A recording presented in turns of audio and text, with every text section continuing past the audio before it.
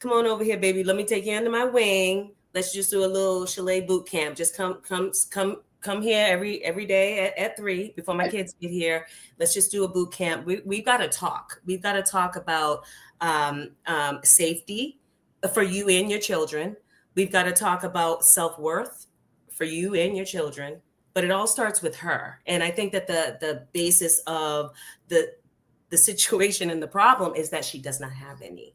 Yeah. Because if she had, I can understand, like I said, if she's like, and this is just a perspective, I don't want to date a man who has a job, which whatever, we can deal with that. That's a perspective. Because I want a man who is more ambitious than that or who is entrepreneurial or whatever. But I don't want a man who has a job. I'd rather date a man who sells drugs and destroys communities and families and is always in danger. That don't make no kind of sense to me. So we'd have to have a talk. I would like for her to come and shadow me. That's good. Okay. What about you, Aisha? What would you tell this young lady? So many things. First of all, I'll ask her to, what happened, where are your family? Do you have any support system? What's going on? And just try to understand first where she's coming from and how come the first one, the second one, the third one, and you're looking for the fourth one.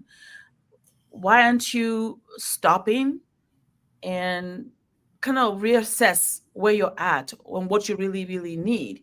And once you figure that out, then let's now take care of your kids. How old are the kids, right? Because I can tell she's a young lady. She's young. I can see her like my younger sister. So my number one thing will be first, what is going on? What's happening to you? Let's sit down and just have a conversation and figure out what she really needs. And then we probably trace ourselves backwards and then stay there, not looking for new ones to add. No, that's not the goal here. Is to take care of you first. Why are you doing this? So we can help her kind of think things through and then see how she can, where she's at, grow herself, feel good about who she is, take care of her children, then worry about looking for somebody that will actually love her for who she is. Because from the way she's speaking, it's like she doesn't even know who she is. So Yeah. she's looking outward instead of looking inward to see Yeah. who she is and feel comfortable where she's at, growing from there, and then let the right person that will actually love her and the children when that time comes. So that is how I will wrap myself around her and help her, is to start with her first. Then Yeah, we'll figure it out. that's good. I love that, Aisha. I want to ask the queen of marriage, motherhood, and money, what she would tell this young sister about her thought process. I'm on the fence. On one hand, I'm just thinking life is too short, and I don't have, I just don't have time for this.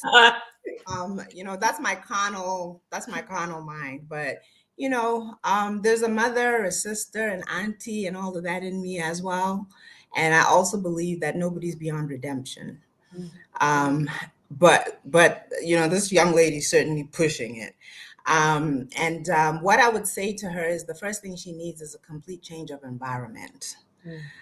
I've had my thinking shift in many ways because of my environment.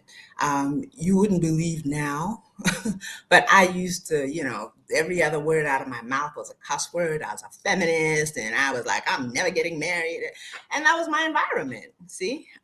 More so my college environment, my friends and all of that, and getting educated and, liberal talk and all that. So if I can, evolve into the person I am now who values family and who values marriage, I think we can say the same thing about this young lady. Nobody's beyond redemption. So the first thing is a change of environment, who she talks to, who influences her, who guides her.